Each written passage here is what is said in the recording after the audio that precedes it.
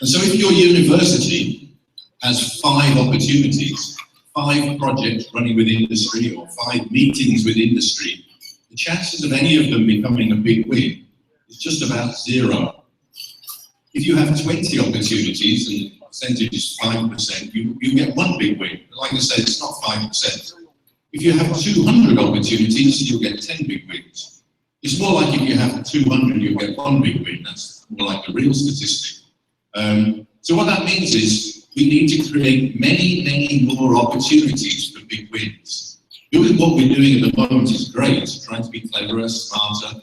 We need to create opportunities simply because the percentage of success is small. You see this everywhere. So what's an opportunity? To me, an opportunity is simply an interaction with someone who might have a need. And we need to provoke as many of those opportunities as possible. And through a large number of those opportunities, we'll get success.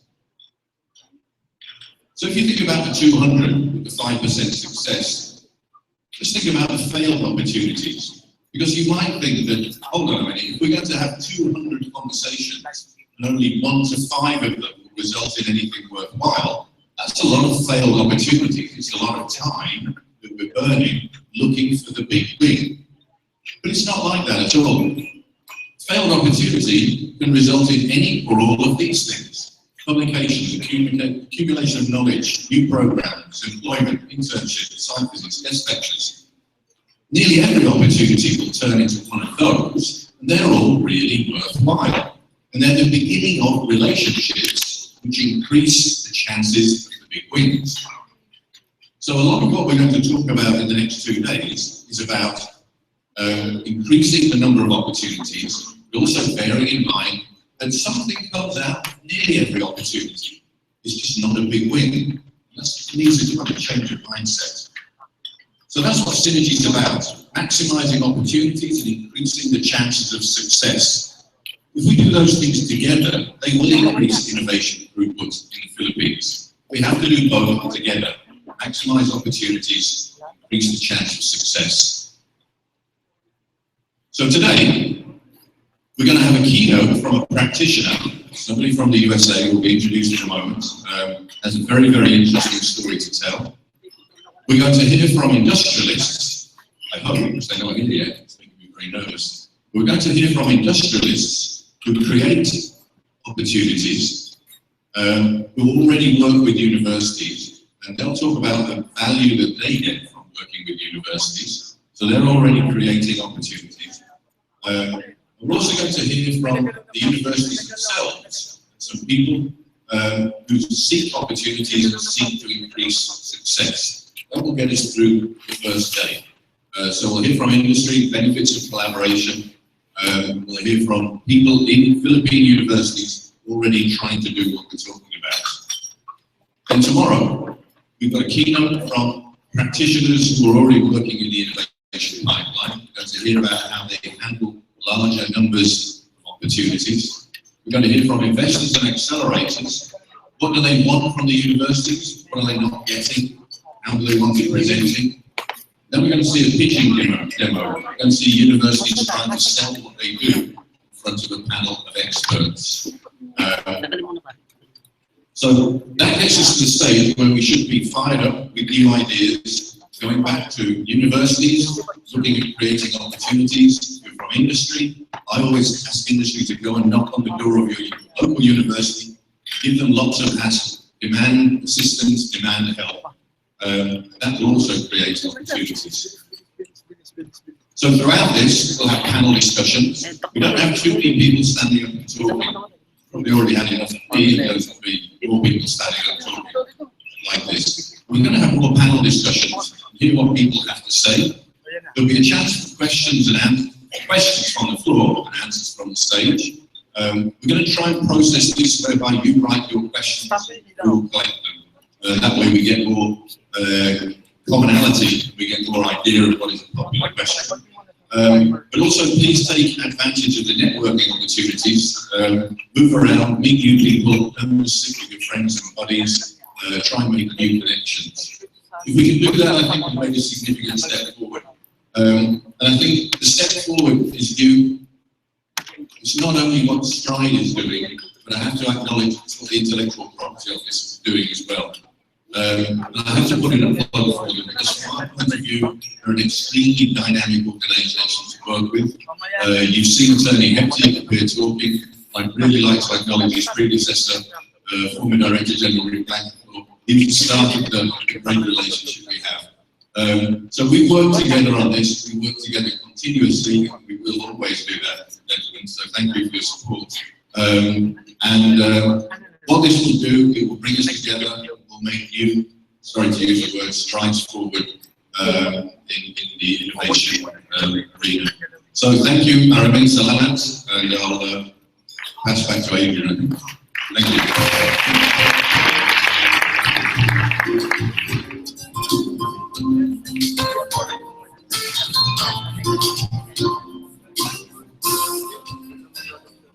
Okay, to give us the first keynote, we will hear from Mr. John Fraser, the former president of the U.S. Association of University Technology Managers.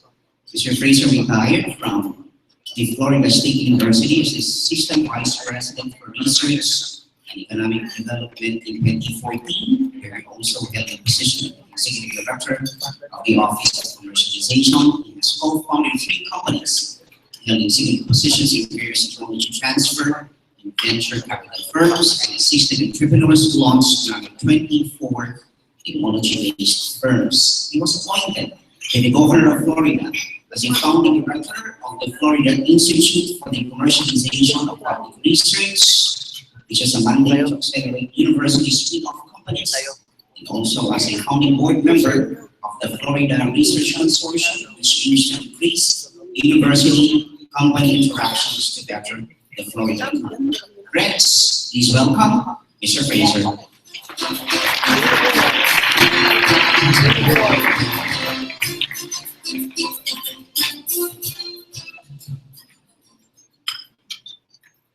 Good morning.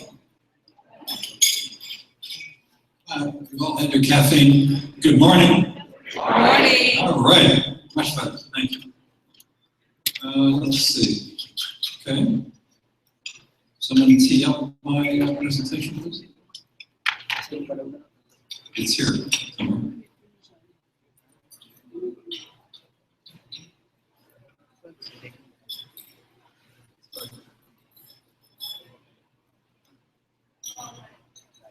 Well, let me simply say all the dignitaries have been acknowledged and thanked. So I'm going to get right into this, and that's it. Welcome all of you, and thank you for spending some of your precious time with us this morning to talk about the subject. The only reason I am an expert in this area is I've had probably 20, 25 years more experience, and because of that, a lot less hair. And I'm here to share stories, best practices, and examples of how to build and accelerate currently what you're doing. I'm going to talk about the topic that's up there.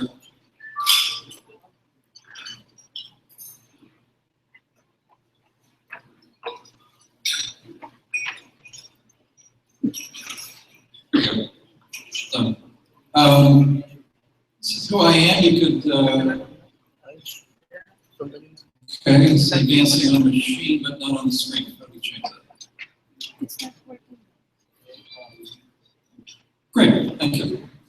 The only thing I'll say is that I left FSU after founding the office 18 years ago, and currently have clients in Canada, Chile, China, Serbia, and the United States. I know this stuff, and I'm here to share some more stories and practices with you. I'm a citizen of this country. Live here on the red dot, which is Tallahassee, the state capital. Mickey Mouse lives halfway down the peninsula, and Miami's at the bottom, just to give you a sense of where I come from.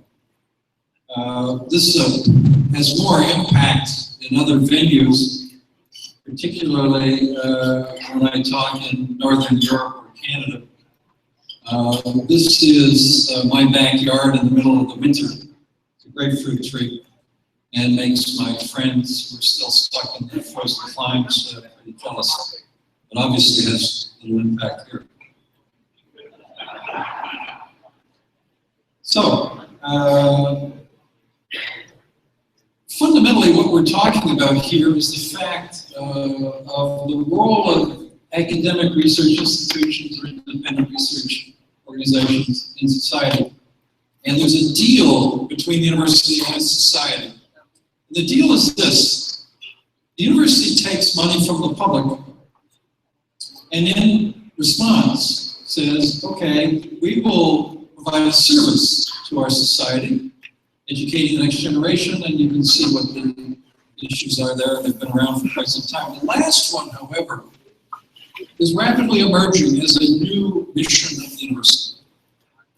That is to contribute to local economic development in a more focused manner than simply the traditional manner of creating well-prepared citizens to be hired to generate wealth. And it's a bit of a struggle as universities try and sort out what it is to do, and that's precisely what I'm going to be talking about today, is the day-to-day mechanisms of linking the private sector and universities together to improve society for everybody. Now, first off, I'm going to start with the definition. And you can see the definition of innovation. It's the act of turning money into research results. Okay, and hopefully the research results may end up solving a problem. The word innovation is a very different definition, but it's linked. Innovation is the act of taking those research results and turning them into money in terms of products. And you can see the beginning of the virtuous cycle that's going to happen here. Society finances research at universities, people create ideas that might solve problems, work only with the private sector who can then have the capacity to take the ideas and innovate and turn them into products that generate wealth. Universities are where invention happens, and the private sector is where innovation happens, generally. This is what I'm going to be talking about, the act of tech transfer, the way in which a modern university can partner with the private sector and via contracts or licensing, turn those inventions into innovations. Okay, that's what I'm going to be talking about. So if we move on to the mission of a modern tech transfer office as it exists in America or elsewhere where people have had opportunities to create this as the focal point for this activity. It used to be the mission of the tech transfer offices was to make money. And in America, the offices failed miserably to achieve that mission. And so people recognize there's a lot more here of benefit to people than simply trying to make money. And I'll stop for just a second and tell you about my university, Florida State University. We licensed the technology to Bristol-Myers Squibb for a drug called Taxol, an anti-cancer drug, breast and ovarian cancer. For a number of years, it was $1 billion drug. And the cumulative royalties that came into my institution were $350 million. Huge, huge. And I'm here to tell you, partially, it was a disaster. Why? So much money showed up unexpectedly that the university and its faculty were totally unprepared as to what to do.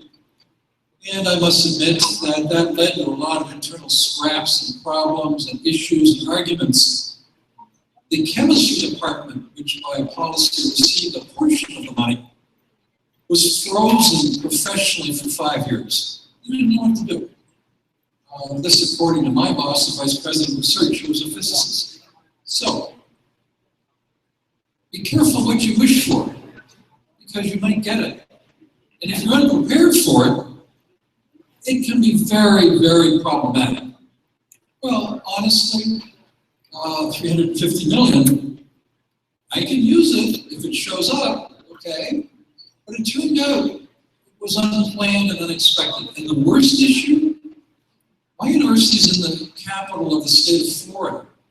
I was forbidden to talk about the tax law royalties. Why?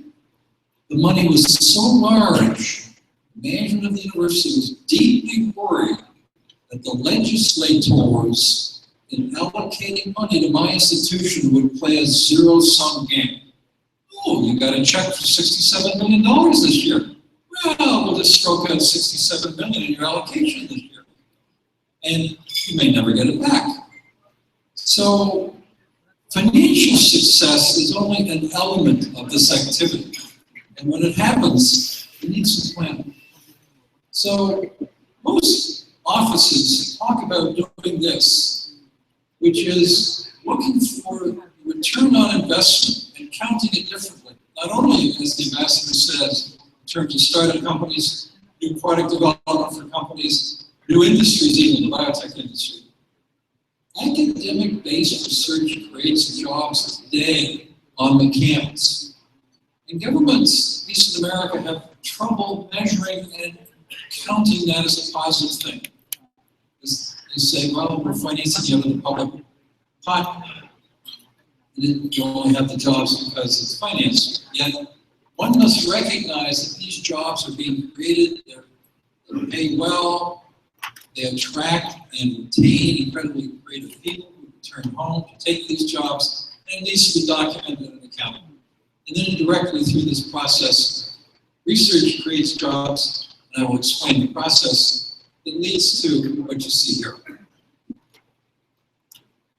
Okay, so what else? Well, it turns out that, and this is important for the leadership of the universities, a well-run technology transfer office will give senior leadership at the university stories and anecdotes of working with companies and making advances towards the marketplace, preparing its students for the marketplace. So it enhances the institutional reputation. This needs to be noted, and as Allan talked about, there are stories that can be communicated that are very specific.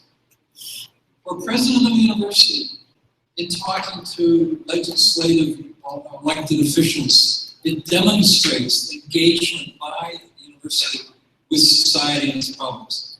And it does and can create impact. And that can be well documented. Okay, I want to talk about creating the innovation ecosystem, but how to accelerate the activities, increase the throughput. That's what we're talking about here. Well, the key to, you see critical partnerships, both with government and the private sector. The Tech Transfer Office, or the ITSOs, as they begin to expand, are critical to this. As Dave explained, a licensing or a research contract is the beginning of a longer-term relationship between institutions and this department. So when a president or a vice chancellor of research is asked, what are you doing for society? You can point to these relationships. Each of these deals is a one-on-one relationship.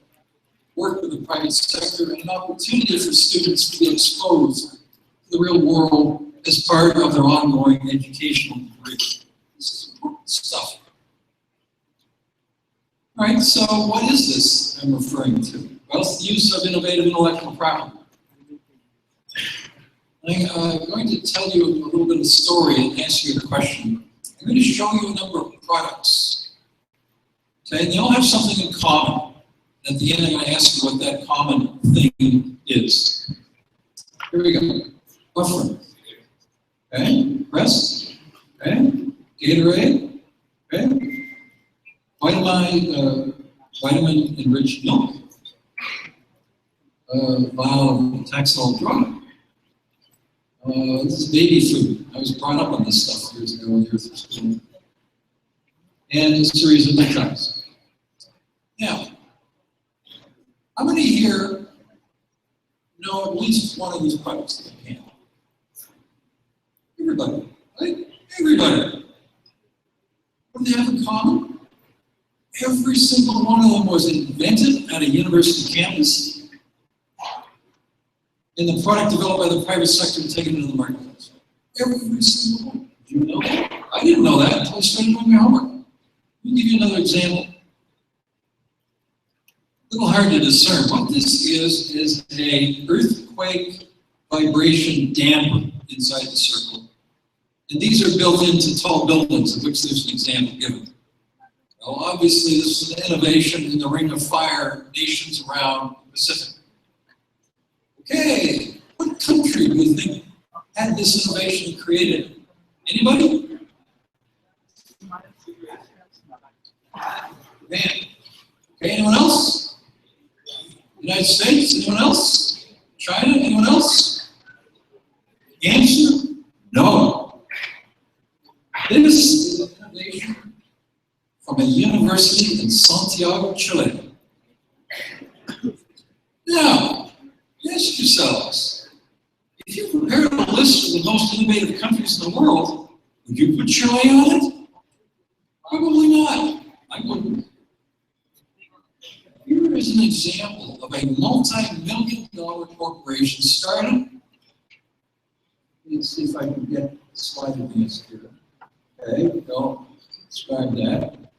You can go to this website, this is the Autumn website. It's a project that I started. Stories about such products. The earthquake devices there, eggplant technology was transferred from Cornell in India. There are 500 such stories. This process works, okay? It does work. This isn't an academic, wouldn't it be nice if? This is a story of things that actually work and lead to products that people use. And we've documented 500. If there are stories here in the Philippines of inventions that have been innovated into the market, please come and tell me. I'll get them into this website, which is looked at globally. Boast about your success. This is the device. I won't go into it except to say you can go to the Autumn website and find out about it. Dean of Engineering. Spun it out. So, increasingly, as we begin to look at this, how to increase throughput, the external circumstances are changing. It's recognized both by the university and the society that while students are undergraduates, they need to be exposed to working with the private sector, internship, hands-on projects, research perhaps. That's becoming increasingly important. The traditional impact and role of the university is no longer adequate as the world changes. And research collaborations with companies and student entrepreneurship and transfer of technology can lead to creative solutions, access to new financial resources, and job creation. The world's changing, and we can change with it. We have to change with it. So, again, let me just simply jump to what this is all about. This is a cartoon graphic that explains the process itself. Ideas generated in a laboratory then are written down and protected by patent or copyright. Then the real difficult process starts. That's that arrow pointing up, which is finding a partner. That's the really, really tough aspect of this. Okay? Once the partner's found, they fall into 3 buckets. The Bev Shots you see there is a company in Tallahassee, Florida. It's a small little startup. We licensed technology to it. The mid-sized company is in Gainesville, Florida. Started on a technology out of the University of Florida. Employs 700 employees 12 years after founding. Okay? And the last one is Bristol Myers Squibb, which is the big pharma. What those companies do is indicated on the right-hand side. They take a risk. They say, we see the invention. We think it addresses a market need, so we're going to allocate resources to create products and services, which will create jobs wherever the work is done, some of which is on the campus, create profits and tax revenue, and then on the top, you see the little box? That's an aspect of success that flows back to the institution, forming a virtuous cycle. Okay? If you're lucky. And if you're not lucky, as Dave points out, you don't have a big hit, you still get major benefits, which I'll explain as we go along. So that's it. Key factors here, I'll go through this fairly quickly. How you measure success matters. If you're asking your ITSO or your tech transfer office to get your big hit early, you're just wasting your time. Totally. Early on, you should be looking at building a process of interacting rapidly and well and smoothly with the private sector. Someone said the ITSOs are waiting to deal with the private sector, and someone else said, you know, companies are wanting to go talk to. You can't wait. You gotta get out. You gotta go hustle. You gotta go talk to people. I had an instance on my campus where a founder of a company said, I got so frustrated trying to figure out who at that university to deal with, I had to actually go on campus and figure it out myself. Okay? That's really what you want to do. And the university has to structure itself so that it has an office that can respond. And when the company asks a question, get a response back to the company, bring people together to see whether there is a way to work together for mutual benefit. So early on in the office, what you can measure are disclosures, patents, filed and issued, whatever. All right, I want to back up. Let me back up. You back up? Okay, all right, I'll pass it. Another key factor is time. The president of this country said, you can't do this overnight. And got focused really on the key issue. You must sustain this activity over a period of time that's significant. Now, Oren Riskovitz, and you can Google Oren's name and find this video. He did a study. This is at Columbia. Now remember where Columbia is, in the middle of Manhattan, which is the financial capital of America. Okay? So doing tech transfer at Columbia ought to be a slam dunk, right? Answer, no it's not. Even a place as well positioned in Columbia, Oren found that only, you file a patent, only a third of the license deals they do are done in 3 years after filing a patent. Only 70% are done, 70%. You advance it again? I can advance.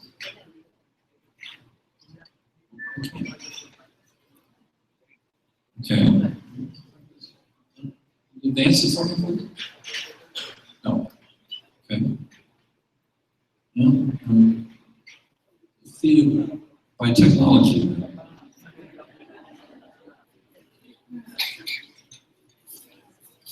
Okay. Can somebody come up here and keep this for me? And it's going to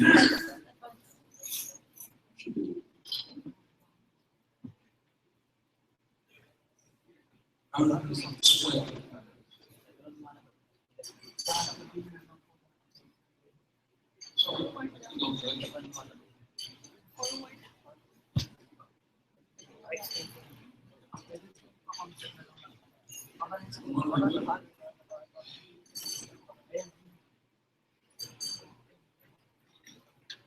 Anyway, let me explain that at Columbia,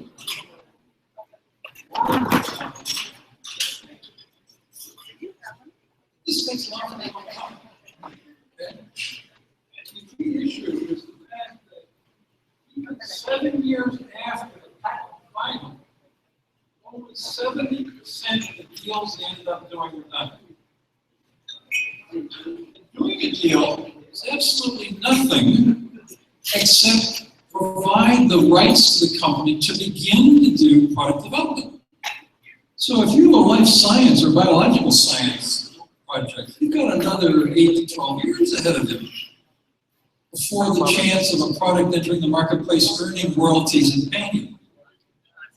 So I took this into an MBA class in Florida State and said, tell me what you think about this as a business model. And they laughed me out of the room. So you've got to be deeply committed and have an understanding of what this is about in the time frame and sustain. Because if you sustain the interest, things will happen. So this is the time frame, and you can actually find the video of Warren himself at this website, and Dave will have this in case anyone's interested. 2 videos, each 3 minutes or so long. Actually.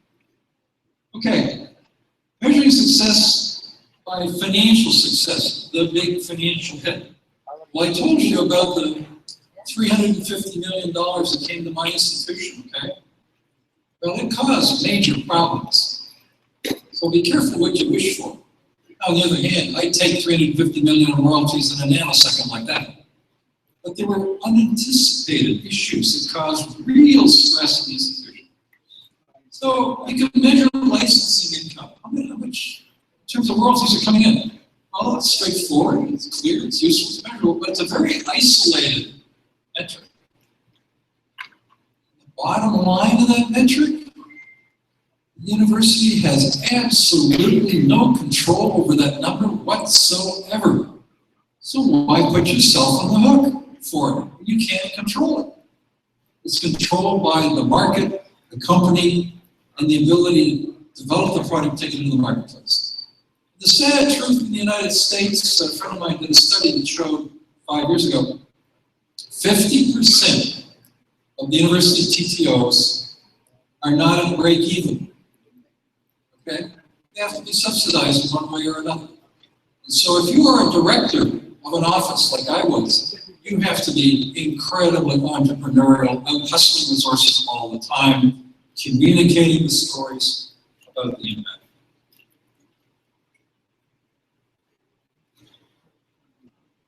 Now this is really interesting.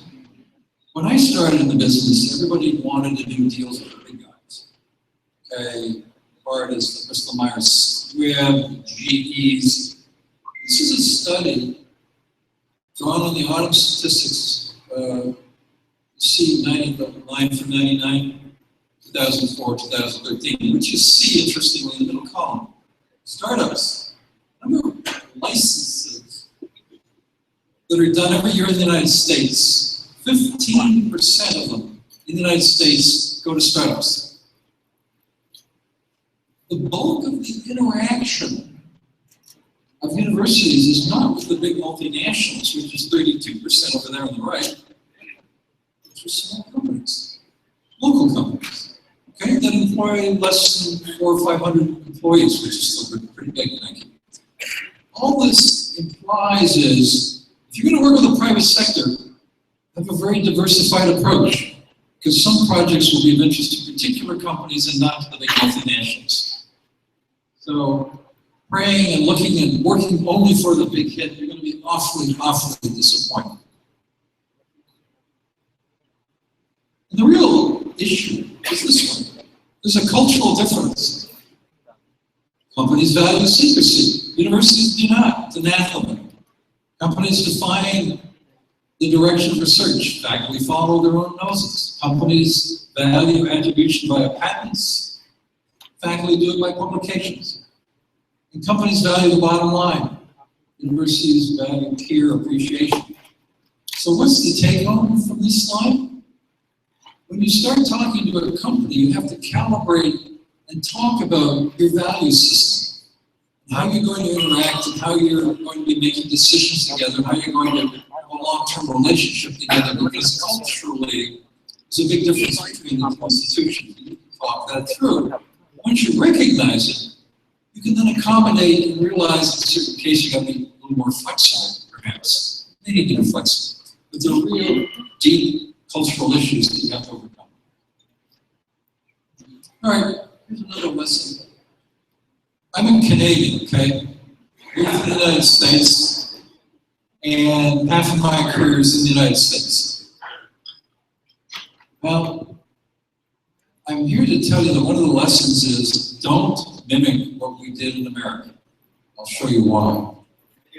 Customize, learn from what we did and customize. In the United States, a number of universities focus on more lenient deals for neglected diseases in order to get the technology developed by companies into the marketplace faster.